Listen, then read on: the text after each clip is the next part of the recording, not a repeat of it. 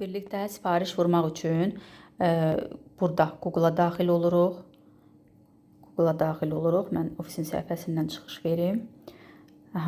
Daxil oluruq. Burada adam işarəsi var. Şəxsi kabinetə giriş. Xod v lichni kabinet. Bura birinci 742 ilə başlayan 9 rəqəmli kodumuzu, bura açar kodumuzu yazırıq. 9 rəqəmli kodumuzu yazırıq. Bura deməli 742 631 826. Bu hər kəsə özəldir. Yəni hər kəsin özünün şəxsi kodu, parolu olur. Yəni qeydiyyat edən zamanı kimin telefonuna hansı kod, parol gəlirsə, həmin kod, parolla şəxsi kabinetə daxil olmaq olur. Sonra Vayt düyməsinə basırıq və daxil oluruq səbətimizə. Daxil olandan sonra demək burada baxın, ortada səbət işarəsi var, korzina. Ora daxil oluruq. Daxil olanda və bizdə avtomatik görürsünüz, burada bir dənə paket düşübdür, 5 qəpiyə, 2 dənə paket cəmi 10 qəpiyə eləyir. Baxın, 2 dənə paket. Bir də kataloq düşür. 104, yəni gələn kataloq. İndiki yox, bundan sonraki kataloq, bu da 1 manatdır. Bunlar avtomatik düşdülər, yəni bunları biz əlavə etmirik. Sonra istədiyimiz məhsulları əlavə etmək üçün burada lupa işarəsi var. Lupa işarəsini basırıq və burada kodu yazırıq.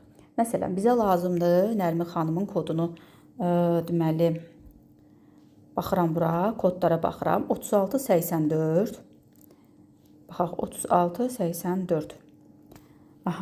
Gəldi bura. Əgər biz bu məhsuldan bir ədəd istəyiriksə, olduğu kimi dabavit eləyirik. Yox, 2 ədəd istəyiriksə, üstə gəl işarəsi basırıq.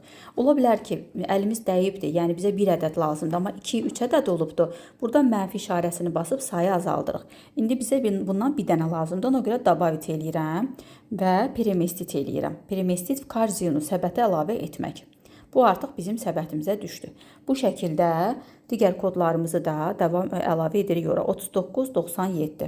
3997 əlavə edirik. Ola bilər ki, hamısını yazaq, sonra bir dəfəlik əlavə eləyək. 3991.